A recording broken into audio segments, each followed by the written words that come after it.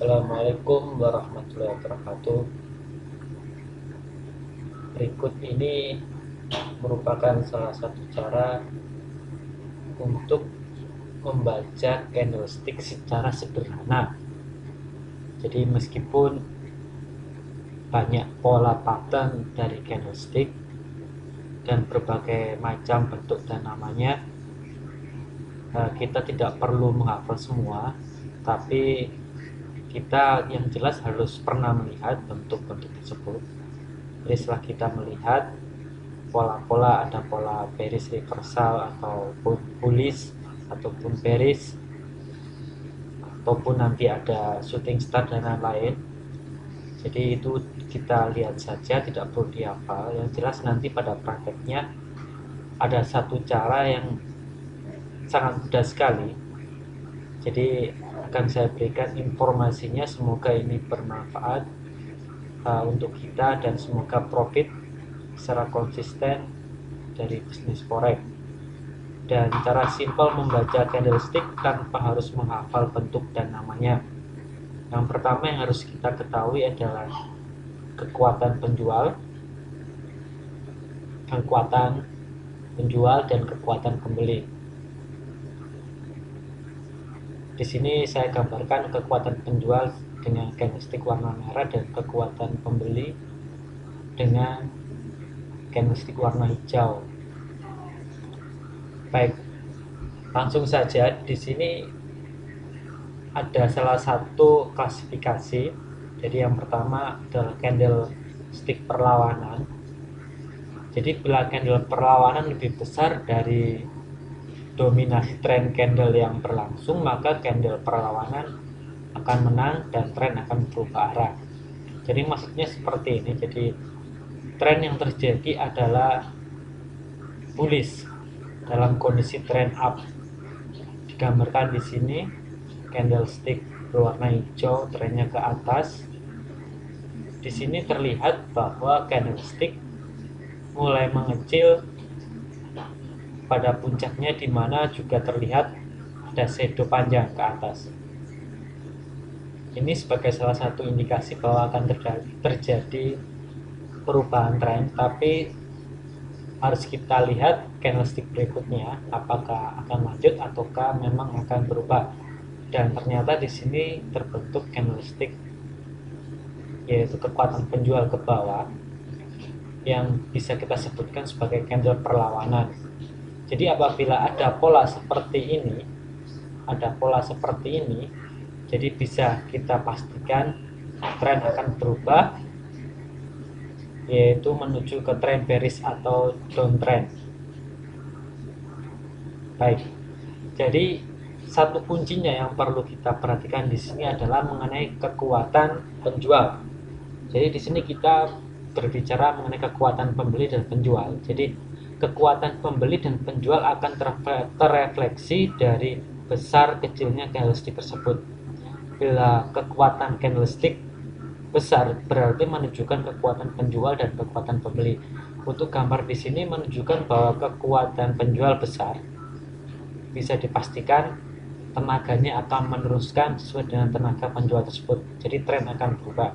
Jadi ini dinamakan sebagai candle perlawanan. Untuk berikutnya candle percepatan. Jadi bila body candle lebih besar dari sebelumnya berarti menunjukkan antusiasme harga, sehingga dengan body besar menyimpan tenaga besar untuk meneruskan tren harga tersebut.